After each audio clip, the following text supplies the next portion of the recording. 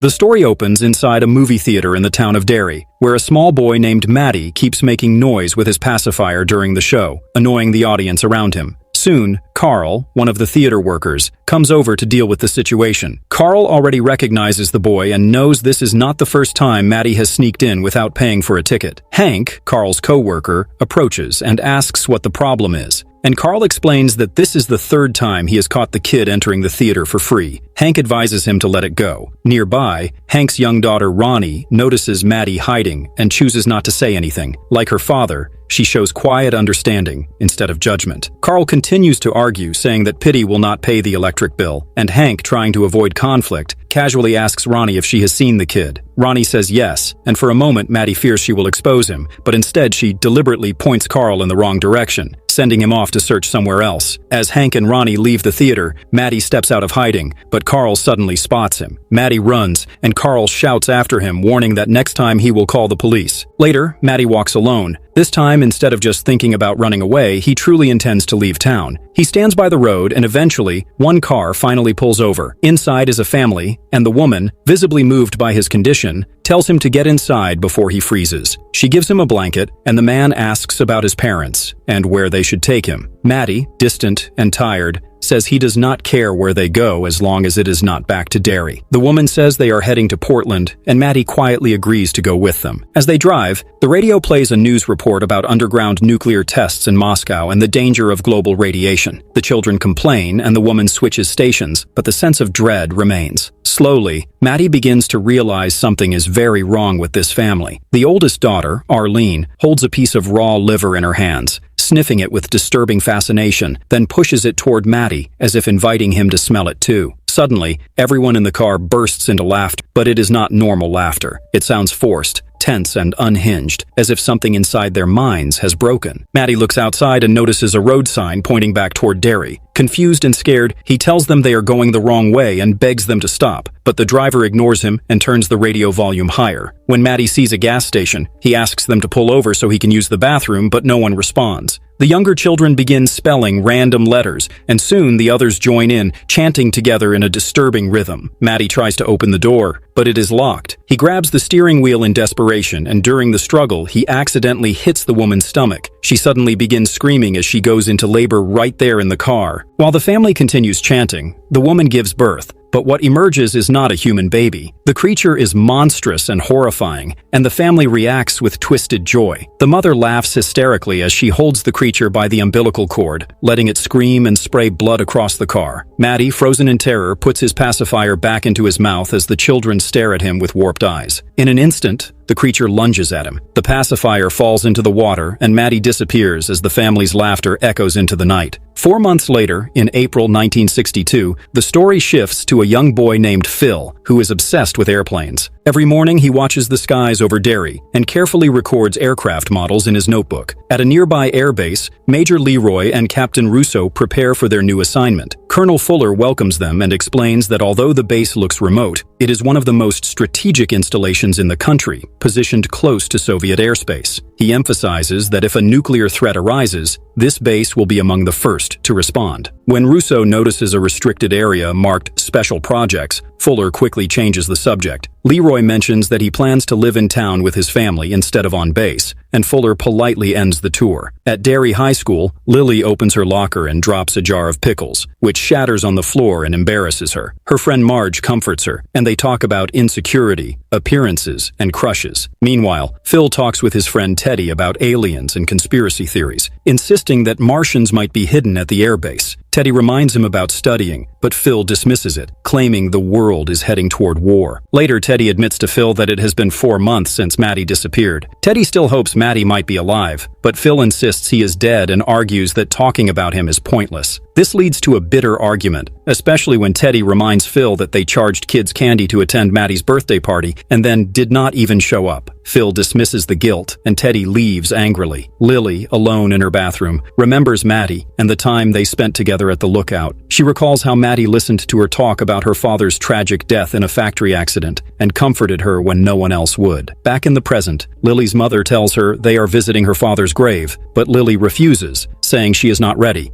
That night, Lily hears Matty's voice coming from the drain. begging and crying. Bloody fingers emerge from the drain, and Lily screams in terror. The next day, Lily tells Marge what happened, but Marge worries about gossip and disbelief. Lily insists it was real and becomes angry when Marge prioritizes appearances over truth. Meanwhile, Lily meets Phil and Teddy at their hideout and tells them what she heard. Teddy listens seriously, while Phil remains skeptical, even though Teddy points out Phil believes in far stranger things. At the airbase, Leroy is attacked in his sleep by masked men demanding classified aircraft information. He refuses, and they beat him until Russo intervenes. The attackers escape, leaving behind another mystery. The children investigate Maddie's disappearance and learn from old newspaper records that he was last seen at the theater. They confront Ronnie, who initially pushes them away, but later admits she has also heard voices and laughter coming from the theater basement. Realizing they share the same fear, Ronnie joins them. That night, the group sneaks into the empty theater and plays The Music Man, the source of the song Maddie used to sing. As the movie plays, Maddie appears on the screen holding the monstrous baby. He blames them for abandoning him, and his face twists into a horrifying grin. He throws the creature through the screen, unleashing chaos. The monster attacks the group brutally, and only Lily and Ronnie escape, locking it inside. Lily stands in shock, realizing she is still holding Susie's severed arm. The next scene begins with Lily trapped inside restless sleep, where horror refuses to leave her alone, even in her dreams. Ever since the night at the movie theater, sleep no longer brings rest, only fear, and every moment of calm feels fragile. At the same time, two Derry police officers sit inside their car, watching Hank Grogan's apartment closely. They are convinced Hank must be involved in the children's disappearance, and as they wait, they speculate about what he could have done and talk about the unbearable pain the victim's parents must be feeling. Their words are cold, already shaped by suspicion rather than truth. Inside the apartment, Hank's mother quietly peeks through the window and tells her son that the police are still outside. Hank answers with tired acceptance, saying they will stay until they find the kids, or until they find a way to pin the blame on him. His mother insists she has told them again and again that Hank was home with her that night, watching television in bed, but Hank knows the police do not see that as a real alibi. Ronnie listens silently, absorbing every word. For her, everything feels unbearable, surviving the nightmare at the movies while also watching her father be accused of something he did not do.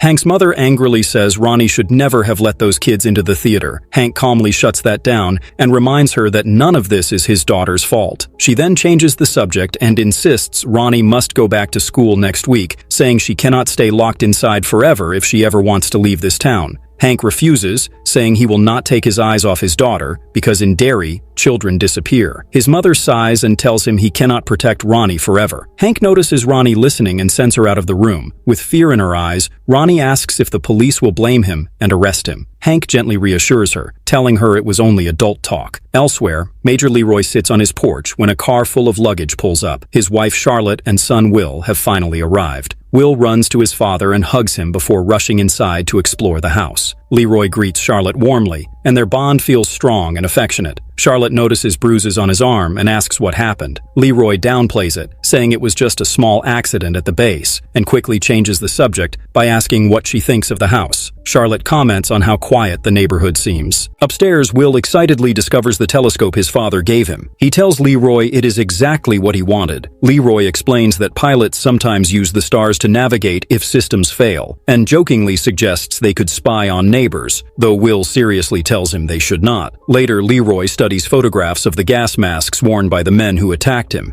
Charlotte interrupts while unpacking boxes, and they talk about Will and how different he is from his father. Charlotte gently explains that Will sees the world in his own way. At school, a sign warns students about the curfew, reminding everyone that fear still controls the town after the massacre. Marge tries hard to impress the popular girls, forcing herself to laugh along when they mock others, even though it makes her uncomfortable. Ronnie returns to school for the first time, and whispers follow her everywhere, people blaming her father and speculating about hidden bodies. Lily walks up to Ronnie without hesitation and tells her she was worried about her. In class, Marge asks Lily if she is okay after the theater incident and admits she feels Lily has been distant. She also warns her that talking to Ronnie could damage her reputation with the popular girls. Lily finally snaps and tells her she does not care about fitting in, reminding her that Teddy, Phil, and Susie are dead, and shallow approval means nothing now. Will enters the classroom late and is immediately embarrassed when a classmate pulls his chair away, causing him to fall. While others laugh, one boy compliments his pencil instead. At the base, Leroy attends a meeting where Colonel Shaw reveals that the aviator confessed to the attack but insists he is not a Soviet spy, just a racist trying to scare him. Leroy remains skeptical and points out the weapon used was Soviet-made, planting doubt in Shaw's mind. Charlotte explores the town, noticing protests against the Paul Bunyan statue and sensing the unspoken tension beneath polite faces. At a butcher shop, she witnesses boys brutally bullying another child while adults ignore it. Unable to accept this, Charlotte steps in, allowing the victim to escape. The townspeople stare at her with quiet disapproval, making it clear that in Derry, people do not interfere. That night at dinner, Charlotte vents her anger, disturbed by the town's silence. She asks Will if anything like that ever happened to him at school. He lies and says no. Leroy urges Charlotte to let it go, and the distance between them grows. Ronnie, meanwhile, lies in bed listening to her father and grandmother argue. Suddenly, the mattress begins to pulse like a heartbeat. The sheets turn red and wet, trapping her. Her dead mother appears, blaming Ronnie for destroying her and threatening that her father will be taken and killed. An umbilical cord wraps around Ronnie, dragging her toward darkness filled with teeth. Ronnie screams until Hank bursts in, and the vision vanishes. In a bar, black military officers talk about police questioning while racist whispers spread about Hank's guilt. Dick Halloran arrives, and later at the base, his authority grants him immediate clearance. The next day, soldiers dig at another site on native land, uncovering artifacts. Halloran calmly says they are close to finding what they are looking for. At school lunch, Lily sits alone. Ronnie joins her and whispers that the monster has returned and threatened her father. Lily tries to reassure her but admits she did not tell police about the monster, fearing being locked up again. Ronnie explodes in frustration, drawing attention and is sent to detention. Meanwhile, Will also ends up punished, and the two bond quietly over science and being different. At the same time, Lily is taken to the police station. Chief Clint manipulates her fear, hinting at sending her back to Juniper Hill. Lily hesitates, and that hesitation seals Hank's fate. Hank is arrested, and Ronnie watches helplessly as he is taken away. She confronts Lily in rage, but Lily insists she was pressured and tricked. At the base, Leroy proves the aviator is innocent by forcing him to handle the weapon. Shaw admits it was a test and reveals the base is searching for a buried weapon in Derry, something ancient and terrifying. That night, Lily experiences another horrifying vision at the supermarket, pushing her mother to decide she must return to Juniper Hill. Later, in the rain as soldiers uncover an old car filled with skeletons, proving that whatever evil sleeps beneath Derry has been there for a very long time. The next scene opens with a chilling flashback to 1908, inside a traveling circus that feels less like entertainment and more like a nightmare wearing bright paint. A young boy named Francis wanders through the attractions with wide-eyed curiosity. The circus manager, sensing the boy's fascination, warns him with a crooked smile that he is about to see something truly grotesque. Francis follows anyway. Inside, the circus is disturbing rather than magical. Warped mirrors that twist faces into monsters, conjoined twins linked by an umbilical cord, and a lone pianist playing a haunting tune that fills the tent with dread. Francis drifts deeper until a whisper calls him closer. An old man strikes a match, revealing a decrepit, one-eyed figure whose presence radiates pure terror. Laughter erupts around him, and Francis flees in panic. Outside, his father scolds him for being afraid and calls him a coward, then softens the moment by giving him a prize, a slingshot. Later, when their car breaks down, Francis trades that slingshot to a native girl at a lemonade stand in exchange for a drink. Between them, a quiet bond forms, and they spend the day running through town, laughing, free. That freedom ends when Francis enters the forest. The girl warns him not to go in, but curiosity wins. Inside, the air grows heavy. The same one-eyed man appears, stalking him, vanishing and reappearing. The creature transforms into something inhuman, crawling with terrifying speed. Just as Francis is about to be killed, the girl fires the slingshot directly into its eye. The creature screams and they escape. The girl explains that whatever lives in the forest cannot cross its boundary. The story snaps back to the present. At Juniper Hill, Lily's mother arrives to take her home. The doctor warns that Lily's medication has been increased and that another episode could lead to stricter confinement. Lily shares a heartfelt goodbye with Ingrid, the cleaner who has shown her genuine kindness. Lily confesses her guilt over Hank's arrest and her fear of telling the truth. Ingrid reminds her that life is about who you choose to walk beside and quietly assures Lily that she believes her, returning her lucky bracelet. At the police station, Chief Bowers interrogates Hank, manipulating him with calm cruelty. He claims a witness placed Hank near the cinema and produces Hank's preferred cigarette brand, allegedly found at the crime scene. Hank insists on his innocence, but Bowers walks away, determined to break him regardless of the truth. At school, Ronnie becomes a target, Cruel messages are written on her locker, classmates mock her, and whispers follow her everywhere. Will defends her quietly, refusing to believe she was raised by a killer. In the bathroom, Lily tries to help Ronnie, but Ronnie lashes out in pain and anger. Lily finally promises she will tell the truth and reveals her plan. Photograph the creature as proof. Ronnie doubts it, but slowly begins to listen. Meanwhile, at the military base, General Shaw grows frustrated. Excavations continue, yet they are searching for something far older than the car they uncovered. Shaw reveals that the signal guiding them is tied to a repeating cycle of violence in Derry. He orders Halloran, whose psychic abilities are now undeniable, to act as a human compass. Shaw reveals a relic that will help locate the target, a slingshot. On a plane over Derry, Halloran opens the box and reveals the slingshot. It becomes clear that Francis is General Shaw himself. The native girl from 1908 is Rose, and the object still carries a psychic mark. Halloran suddenly falls into a violent trance. His mind is dragged into the sewers where Pennywise's old circus carriage rests. Golden eyes stare back at him. Visions flood his mind. War, death, and a woman screaming. In reality, Halloran nearly opens the plane hatch mid-air before Leroy saves him. Later, Halloran warns Shaw that the entity has seen them now, and that continuing will awaken something catastrophic. But Shaw ignores him. Elsewhere, Will and Rich bond over science and jokes at a diner, until Ronnie and Lily recruit Will for their plan. They need him to develop photographs. Rose confronts Shaw in her antique shop. They reunite after 50 years, and she explains how Derry erases itself from memory. Shaw lies about the excavation, but Rose doesn't trust him. Through flashbacks, we see Rose return the slingshot to Francis before he leaves town, warning him that Derry makes people forget, even when they don't want to. That night, Ronnie, Lily, Will, and Rich gather at the old tower and then move to the cemetery to perform a ritual meant to provoke the entity. Tensions explode when they realize Rich made up his spiritual knowledge. Hurt and disappointed, Ronnie and Lily leave. But suddenly, the cemetery becomes a nightmare. Fog rolls in, tombstones crack, and the ghosts of Teddy, Phil, and Susie emerge. The camera is dropped, passed, fumbled. Finally, Will approaches a crypt where something moves. A hand reaches out from the darkness. Will raises the camera and snaps a photo. Later, the group reunites, shaken but alive, and Will admits Ronnie was right all along. They sneak into the school darkroom and develop the film. One photo shows Teddy, another shows Susie, and the last image, the one Will took, reveals something far worse.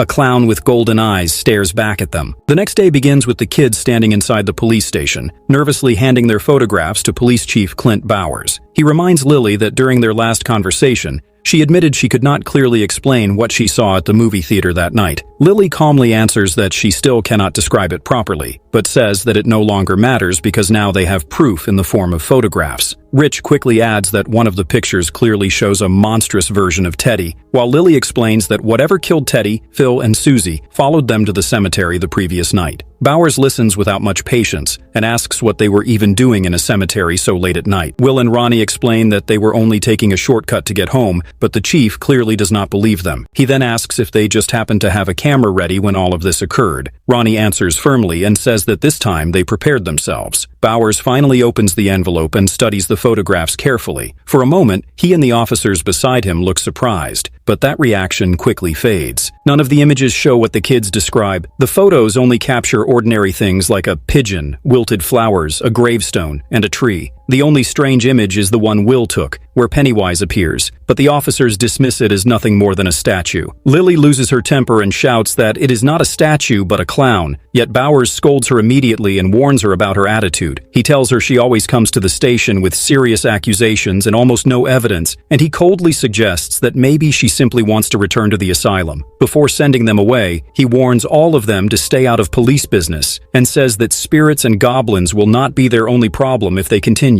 Later at school, the kids talk among themselves about how that thing could have killed them, but chose not to. It feels like it is playing with them instead of finishing the job. Will says that the first thing they need to do is find out if anything similar has ever happened in Derry before. Ronnie asks Lily if her mother, who grew up in town, ever mentioned strange events. Lily says no, and adds that if she asks now, her mother will only panic and send her straight back to Juniper Hill. Ronnie says her own father might be sent to Shawshank, a place where people disappear forever. Rich finally admits that no adult will believe them, and says that even he would not believe kids if he were in their place. Lily then speaks up and says she knows one adult who will listen. Later, Lily visits Ingrid and tells her everything. Ingrid thinks for a moment and remembers that during the 1930s, several children disappeared in Derry. She explains that the Great Depression was a time of hunger and suffering, and many children vanished without explanation. Some may have run away to find a better life, while others may have left to reduce the burden on their families. Lily insists that those disappearances do not match what is happening now, and Ingrid agrees. Before Lily leaves, she encourages her not to let fear stop her from uncovering the truth, and reminds her that her father always said that with good friends beside you, anything is possible. Meanwhile, Charlotte reads a newspaper article about the arrest of a black man accused of killing 3 children. At that moment, Rose arrives at her house with Taniel to deliver antiques Charlotte purchased earlier. Charlotte invites Rose in for coffee, and during their conversation, Rose explains that her people have lived in the valley for generations, though their land once stretched much farther. Rose asks how Leroy is adjusting to Derry, and casually mentions the pipeline work. Charlotte explains that Leroy is a pilot and rarely talks about his job, often hiding behind national security. She admits that she questions everything while her husband follows orders, and that this difference has always defined their marriage. Charlotte asks Rose about the movie theater incident and the missing children, and Rose calls it a terrible tragedy. When Charlotte presses further, Rose admits that Derry is beautiful, but strange things do happen from time to time. She advises Charlotte to keep her loved ones close and gives her a contact card, offering friendship and support. It becomes clear, however, that Rose is also trying to learn more about the government's excavations through Charlotte. Elsewhere, Halloran and his companions inspect an abandoned military base that will now serve as their private retreat. Shaw keeps his promise and gives them the space in exchange for Halloran's psychic assistance. Though the place is filthy and neglected, Halloran imagines transforming it into a comfortable refuge, complete with music, food, and freedom. Still, as he looks around, an uneasy feeling slowly settles over him. At school, teachers show the students a video explaining safety procedures in case of a nuclear attack. Lily sits distracted, briefly glancing at Marge. After school, Will rushes home and searches his room for the photographs, only to find Charlotte holding them. She is upset and demands the truth. With no escape, Will explains everything, including Ronnie's belief in her father's innocence and the attack at the cemetery. He breaks down crying, and Charlotte hugs him, promising that he will now come straight home after school. That night at dinner, the atmosphere feels tense until Charlotte lightly teases Will about a girl he likes. Embarrassed, Will leaves the table early. Charlotte later asks Leroy if they can spend time together as a family over the weekend, and he agrees. The next day, Leroy takes Will fishing. He talks fondly about his own father and asks Will about the girl he likes. Suddenly, Will hooks a fish, but it escapes. Leroy walks back to the car for supplies, leaving Will alone. A moment later, a hand bursts from the water and drags Will under. The creature looks like Leroy, but with a burned face, and whispers that Will burn too. Leroy rushes back and pulls his son free, only to see claw marks on his wrists. Will says the thing looked exactly like his father after the plane crash. As they stand shaken, a red balloon floats nearby, and both of them see it. At the police station, Charlotte demands to speak with Hank and argues that an innocent man may be imprisoned while children remain in danger. After resistance, she forces the officers to let her through. She assures Hank she will fight for his rights and help him avoid Shawshank. When pressed,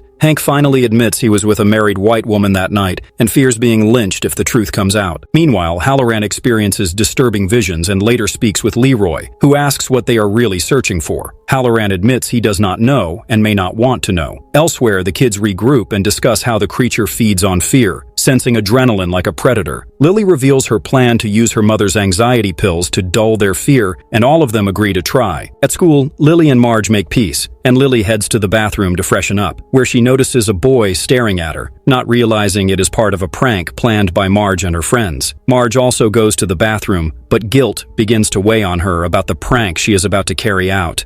Before she can warn Lily, 2 worm-like creatures crawl out of her eyes, causing her to panic and run to the woodshop to try to remove them.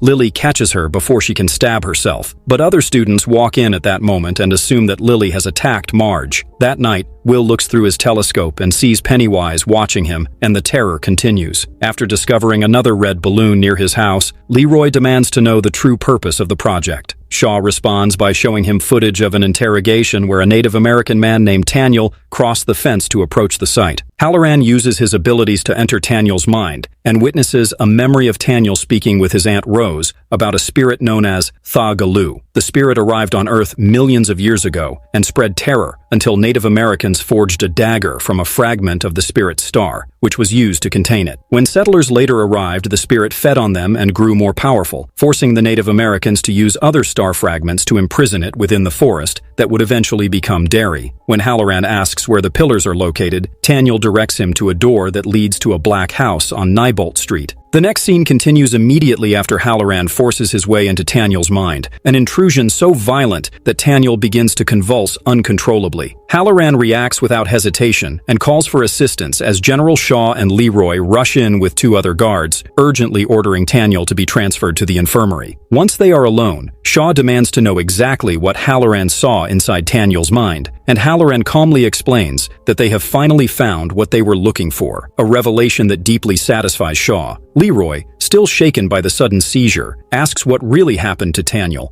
but Shaw reassures him and tells him that the moment has come to finally give him the answers he has been demanding for so long. Meanwhile, at the hospital, Marge is being treated by a nurse when Lily comes to visit her. Marge asks the nurse to leave them alone, and although the nurse is briefly suspicious of Lily, she assures Marge that her parents will return soon and then leaves the room. Lily anxiously tells Marge that everyone in town believes she caused her injury. Marge comforts her and explains that she told everyone her eye was cut accidentally by her broken glasses and that Lily was only trying to help when the others arrived. Marge then confesses that if she told the truth about what she actually saw, people would send her straight to Juniper Hill. She excuses to Lily for not believing her, reminding her that she is her best friend and that she failed her when it mattered most. With fear in her eyes, she asks if something like that could happen again. Lily admits she does not know, but firmly reminds her that she is not alone, and the two share a long, comforting hug. After leaving the hospital, Lily reunites with the group and updates them on Marge's condition. Ronnie says that if Marge truly wants to help, she should tell Bowers what really happened. Will reminds her that they already tried that, and it led nowhere. Lily adds that if Marge spoke up, the police might accuse her of hurting herself and assume Lily was covering for her. Rich bluntly admits that almost everyone already thinks that way, which angers Lily until Rich quickly explains he means the rest of the school in the town, not them. While gathered at their hideout, they notice a yellow tent moving in the distance and shout at whoever is inside to reveal themselves. To their shock, Maddie steps out, pale, exhausted, and barely standing, begging for help before collapsing. Elsewhere, General Shaw finally explains everything to Leroy, revealing that the Native Americans called them pillars, 13 engraved objects made from the same material as the entity that crashed to Earth. These pillars were buried centuries ago by the Scotto tribe to form a cage around the creature's territory, roughly outlining the town of Derry. When Leroy asks if that means Derry itself is a prison, Shaw confirms it and explains that Taniel belongs to a secret order that has kept the creature contained for nearly 400 years. Thanks to Halloran's ability to read Taniel's memories, they now know where the pillars are and how to reach them. Shaw points to 29 Neibolt Street on the map, an abandoned house built above tunnels leading directly to the pillars, and orders Leroy to retrieve them with Colonel Fuller and his team. Shaw speaks passionately about how controlling the creature could have changed history and ended wars, but Leroy is deeply disturbed, accusing Shaw of knowingly bringing his family into a hunting ground. Shaw reminds him that Leroy chose to bring them, then suggests moving his family to the base, which Leroy refuses. The scene returns to the kids' hideout, where Lily asks Maddie where he has been all this time. Maddie tells them he has been hiding in the sewers beneath Derry, where the clown lives. He explains that it keeps some children alive, as if it needs something more. Will finishes his thought, realizing that it feeds on fear, and Maddie confirms this is true. When they ask how he escaped, Maddie explains that the creature hunts at night, but sleeps during the day, so he waited for daylight and ran when it was inactive. Lily then asks about Teddy, Phil, and Susie, wanting to know if he saw them in the sewers. Maddie says Teddy was already dead when he was taken,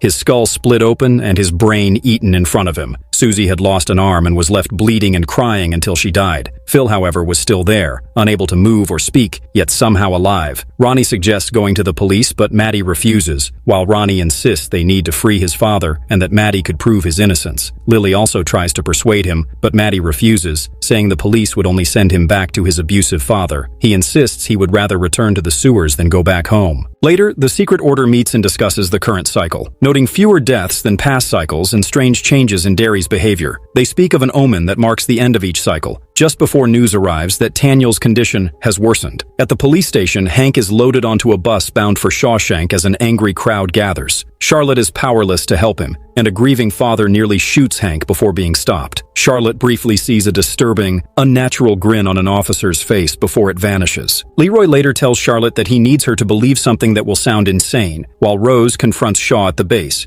accusing him of lying. Shaw admits his memories returned years earlier and explains his belief that controlling the creature is the key to protecting the country. Rose warns him the creature cannot be controlled, but Shaw reveals they know where the pillars are. Resigned, Rose asks to see Taniel and prepares him with a sacred fragment from the star. Leroy moves his family to the base for safety, though Will worries about his friends. Lily later visits Ingrid and tells her about Maddie and Phil. Ingrid warns her not to go into the sewers, and Lily promises she will not. Back at the base, news reports that the prison bus crashed and Hank escaped, while Neibolt Street is sealed off. The soldiers prepare for their mission as the kids argue about what to do. Lily convinces them they must go into the sewers to save Phil, using her mother's pills to dull their fear. As Fuller leads the soldiers underground, Halloran becomes lost in terrifying visions while the creature attacks the team. The kids enter the sewers, but soon discover Phil is dead, along with the others, realizing they have been lured into a trap. Pennywise reveals itself and chases them through the tunnels. Leroy nearly shoots Will, believing him to be an illusion,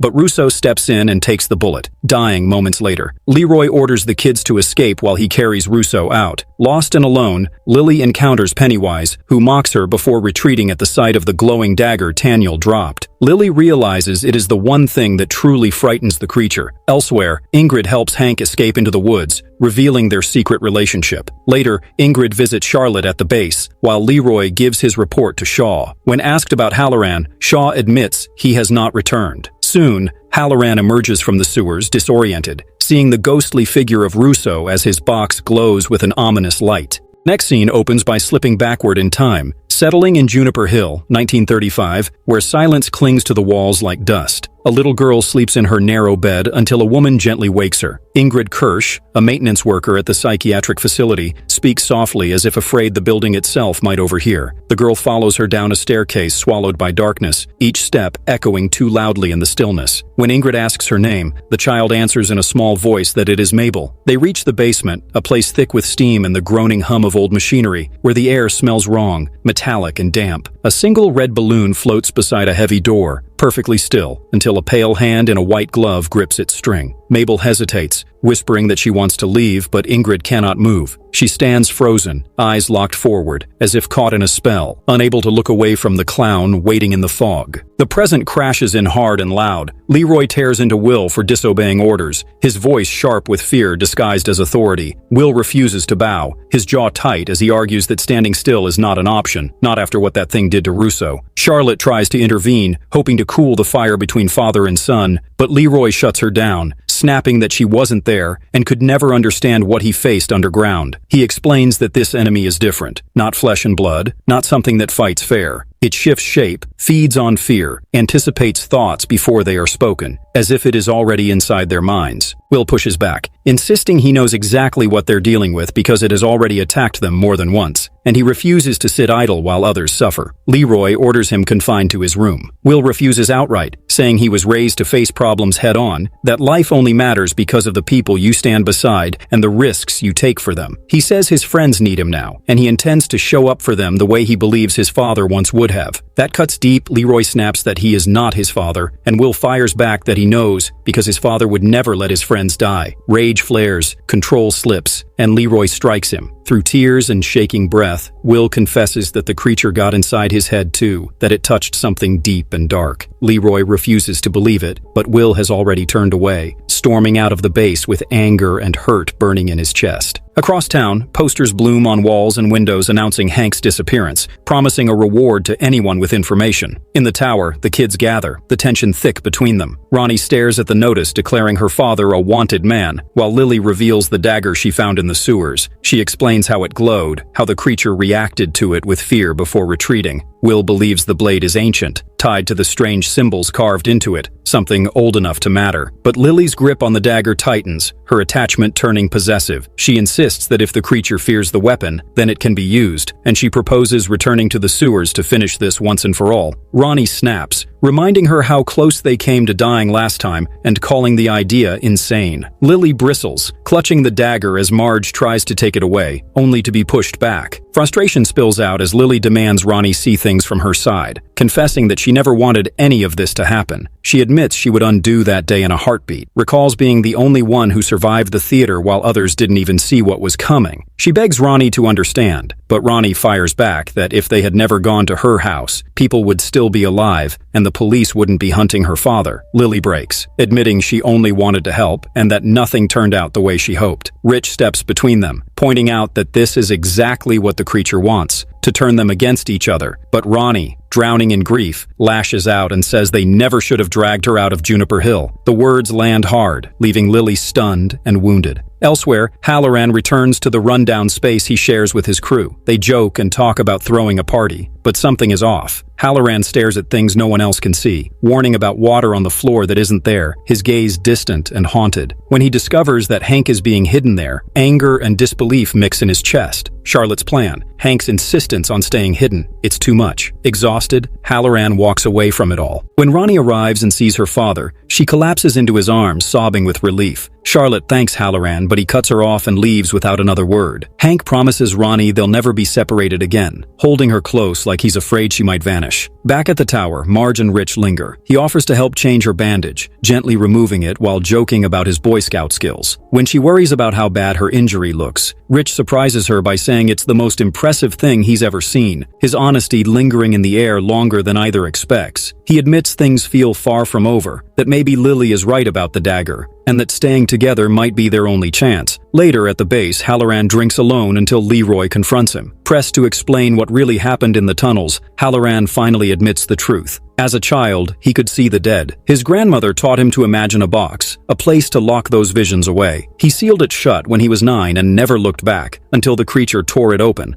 He explains that the dead don't speak unless acknowledged, but once they do, the voices never stop and they know things the living shouldn't. Leroy, desperate and driven, asks if that gift can help them find what they're looking for. Halloran refuses, terrified of losing control again, but Leroy pushes, reminding him of duty, of sacrifice. When threats replace reason, Halloran snaps, refusing outright as the line between command and cruelty blurs. Charlotte later confronts Leroy about hitting Will. Though shaken and remorseful, he tries to justify himself, blaming fear and confusion. Charlotte hugs him, but reminds him that he locked his family in a cage with a monster. She packs her things, explaining she'll help Hank escape and then leave for Shreveport with Will. If Leroy wants to follow, he can, after he stops choosing duty over family. At school, Lily is unraveling. Pennywise's words echo in her head as she grips the dagger like a lifeline. When visions of her father mock her from her desk, the blade glows again, and she flees the classroom in terror. Soon, Lily walks alone to Ingrid Kirsch's house, drawn by desperation. Inside, she discovers old photographs. Ingrid with Bob Gray, whose face mirrors Pennywise too closely to ignore. When confronted, Ingrid's calm fractures into excitement. She confesses everything. Pennywise was her father, the carnival clown who vanished and left her behind. She tells Lily how Mabel led her back to him, how the basement reunion turned into horror, how guilt and longing twisted into devotion. When Pennywise returned wearing Bob Gray's face, promising love and reunion, Ingrid opened the door. She believes he can be saved, that love can free him. Lily begs her to stop, to spare her friends, but Ingrid insists that if Lily truly understands love, she would do anything to reclaim it. When Ingrid reaches out, Lily reacts on instinct, cutting her palm with the dagger before fleeing in terror. As night falls, the group regathers around Ronnie, urging unity. Ronnie refuses to leave her father's side. Will tries to reason with her, and Hank steps in, protective but gentle, recognizing Will's devotion. For a brief moment, warmth replaces fear. Music rises, drinks flow, laughter returns as Rich is pulled onto the stage to drum, and for one fragile moment, everything feels normal. But elsewhere, Ingrid prepares, sensing Pennywise close, while masked figures arm themselves outside. The next scene opens far in the past in 1908, beneath the bright lights and restless noise of a traveling fair. A cheerful host whips the crowd into excitement, promising wonder and laughter as he announces the arrival of Pennywise, the dancing clown. Children clap eagerly, parents smile, and when the clown finally leaps onto the stage, something electric moves through the audience. Pennywise dances with effortless charm, drawing laughter, nostalgia, and awe from everyone watching. Children rush forward, joining him in his spinning joy, unaware of how close delight stands to danger. From the edge of the fairgrounds, something watches. A small boy stands alone, quiet and still, observing the celebration with unnatural patience, waiting. After the show, Bob Gray removes his makeup while his daughter Ingrid stays close, talking excitedly about the crowd and how happy everyone looked. She tells him she knows more people will come later and wishes he could hear how much they adore him. When she appears dressed in clown makeup of her own, Bob is startled, then delighted. She explains she practiced herself. He laughs, calling their act Pennywise and Periwinkle, and when Ingrid reminds him that Periwinkle was her mother's stage name, Bob tells her she can change it someday if she wants. Ingrid shakes her head and says she loves it just the way it is. She asks him if he misses the circus, and Bob admits that sometimes he misses the noise. the lights, the energy of the crowd pressed together under one tent. He says that one day, that life might call to him again. But when it does, his act will be something new, something the world has never seen. Ingrid listens with quiet devotion, hugging him tightly as if afraid that one day he might vanish. Later that night, Bob, now fully Pennywise, drinks and smokes before his next performance when he notices movement near the woods. A child steps forward. Pennywise tells him the show is somewhere else, but the boy only stares and says it seems like Pennywise attracts kids. The clown replies that it's a strange thing for someone so young to say. The boy explains he can't find his parents. Pennywise coldly answers that neither can he, because his parents are dead. When the child asks for help, Pennywise refuses, saying he's busy, then screams echo from the trees. The boy says it's his mother. He grabs Pennywise's hand and leads him into the darkness, showing how the creature learns, how it hunts, how it uses innocence as bait. Ingrid searches desperately for her father afterward, overhearing whispers from townspeople who speak of violence and uncertainty, wondering what could have dragged him into the woods. The show's manager hands her Pennywise's blood-stained handkerchief, found near the brush, suggesting wolves might be responsible. Ingrid collapses in grief, her world breaking apart. The story slams back into the present as masked men armed with guns arrive at the black spot. A frightened couple warns those inside, but it's too late. The attackers storm in, weapons raised, announcing that the situation can end easily if everyone cooperates. They shame Norma Price for being there, ordering her to leave and then make their demand clear. They want Hank. Halloran tries to bluff, saying the building is restricted military property, but Hank steps forward to prevent bloodshed. Ronnie screams for him not to go, clinging to him in terror. Military weapons appear, official and undeniable, forcing the masked men to retreat, at least on the surface. Outside, they lock everyone in, and then the Molotovs fly. Gunfire shatters the night as flames consume the building. Smoke blinds, heat suffocates, exits are blocked, and people fall screaming. The black spot becomes a slaughterhouse. Ronnie searches desperately for her father, while Marge burns and Halloran's visions explode back into existence. He sees the dead moving through the fire as if it were nothing, a fallen soldier passing him without acknowledgement. Knowing the floor beneath the fridge is rotted from leaks, Halloran drags it aside with help from a man who is immediately shot dead. He smashes through the floor, but before he can drop down, Ronnie's screams stop him. Through the fire, a spirit appears, the ancient warrior chief who once hunted the entity. Her presence is solemn, guiding, ancient. And then Pennywise appears. He dances through the flames like it's all a performance, calling to a woman named Noreen and offering her a way out. Panicked, she takes his hand. Ronnie stumbles upon them moments later and witnesses Pennywise devouring Noreen alive. The clown looks at Ronnie, mocks her terror, and laughs with cruel delight. Ronnie runs, trips, collapses, and Halloran finds her, promising to get her out alive. Pennywise greets Halloran by name, mocking his visions, surrounding him with the dead, burned, broken, headless, until the sight becomes unbearable. Guided by the ancient figure, Halloran finds the children, but escape closes fast. The ceiling collapses, blocking Marge and Rich's exit. Rich makes a decision. He forces Marge into the fridge, knowing it's the only way one of them survives. She begs him not to do it, but he smiles sadly and closes the door. From outside, he talks to her about knights, about how they protect maidens, about the first time he noticed her in school, remembering tiny details she never knew mattered. She cries, tells him she loves him. He answers calmly, tenderly, that he loves her too. Outside, Stan's car won't start. As others flee, Periwinkle steps from the shadows. He threatens her, confused and angry, until Pennywise appears behind him and kills him brutally. Meanwhile, Periwinkle watches in silence as Pennywise feeds. She explains she knew violence would bring him back, that fear and blood were always the key. Pennywise praises her devotion, calls her closer, and when she begs him not to leave, he finally drops the mask. He tells her he isn't her father, admits he devoured him long ago, laughs at her heartbreak, and opens his mouth to reveal the deadlights, shattering what remains of her mind. Firefighters later find Marge alive inside the fridge. She stumbles out and sees Rich's body, collapsing in grief. Ronnie joins her, both of them broken amid the ruins. Ingrid is taken away to Juniper Hill, completely lost. Halloran admits he can't shut the voices out anymore. Charlotte gathers the kids and finds Hank hiding in the woods. The military believes Hank is dead. Pennywise is asleep,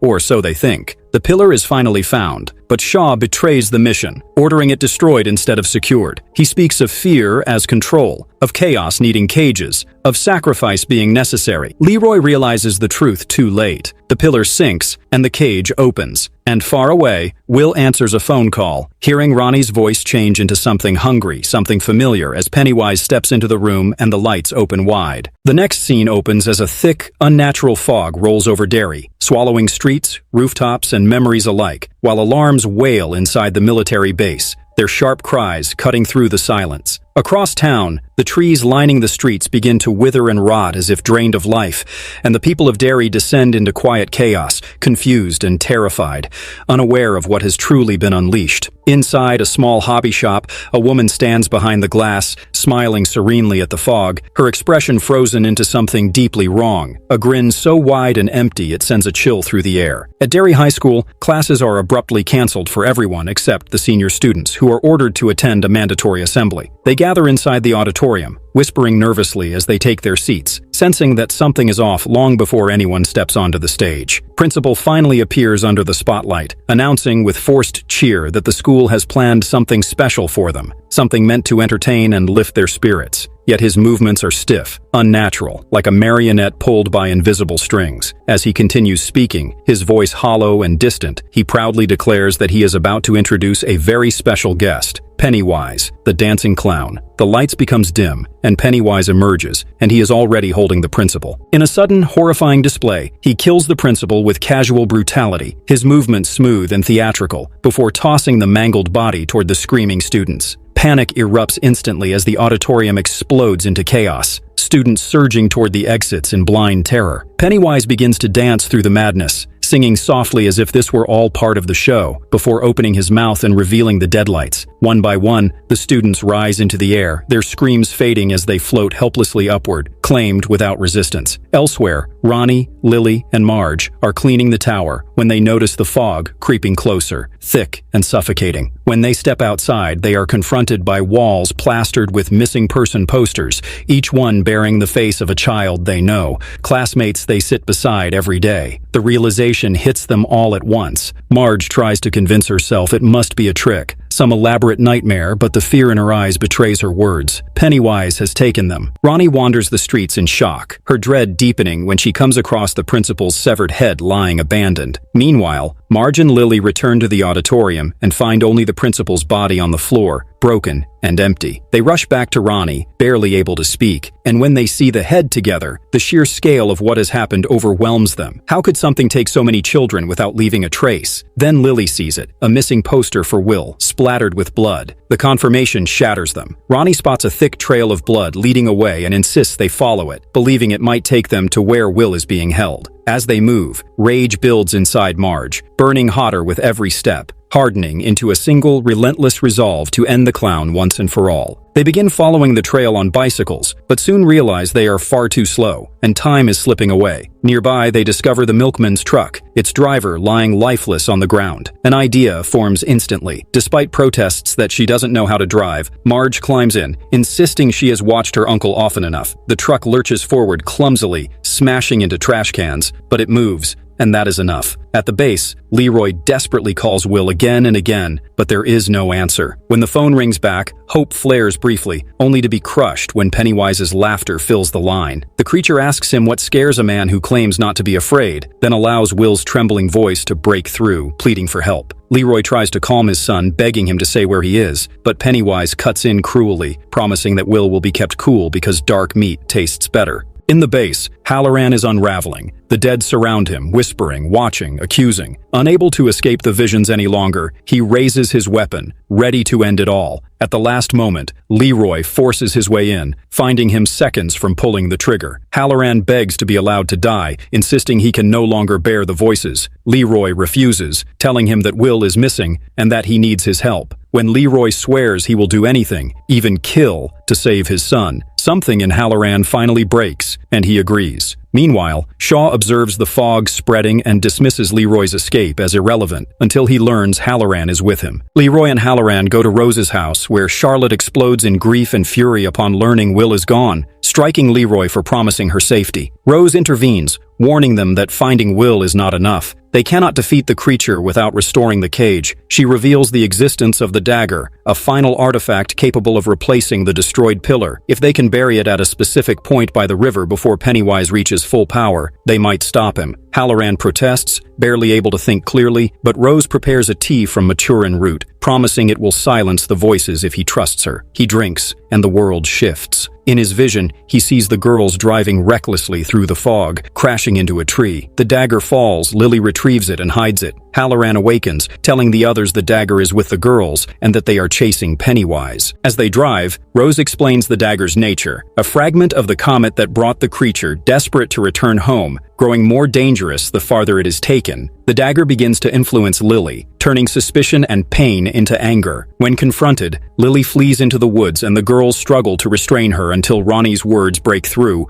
reminding Lily of who she truly is. They agree to share the burden. Then the dagger glows. Ahead, the floating children hover above frozen ice, Pennywise waiting. The girls approach, terrified but determined. Pennywise mocks them, taunts Marge by revealing her future, her son Richie, and the truth that time means nothing to him. He is about to kill her when he suddenly freezes. The children begin to fall. Soon the adults arrive, and Will is saved. Gunfire erupts as Shaw's soldiers intervene, killing Taniel and wounding Leroy. With his last strength, Leroy entrusts the dagger to Will, telling him to run, to be himself, and to finish this. Ronnie, Marge, and Lily accompany him, and they disappear in fog. Pennywise kills Shaw and rampaging toward the tree. The dagger resists, fighting Will with supernatural force. As the creature advances, a miracle occurs. Rich's spirit appears, helping the children plunge the dagger into the earth. Golden light erupts, blasting Pennywise back into his true form before forcing him into hibernation. Derry becomes quiet again. In the aftermath, grief and healing intertwine. At Rich's funeral, Marge speaks of friendship, fear, and love. Halloran comforts Rich's parents, sensing his spirit nearby, and life begins again. Inside Juniper Hill, Ingrid lives in quiet confinement, her mind shaped by truths no one else understands. Years pass, and in October 1988 she is old, calmly painting when screams echo through the ward. She follows the sound and finds a woman dead, her family collapsed in grief. A man shakes his daughter, Beverly, begging her to wake up. Ingrid kneels beside him and speaks gently, telling him not to be sad. In Derry, she says, "People who die are never truly gone.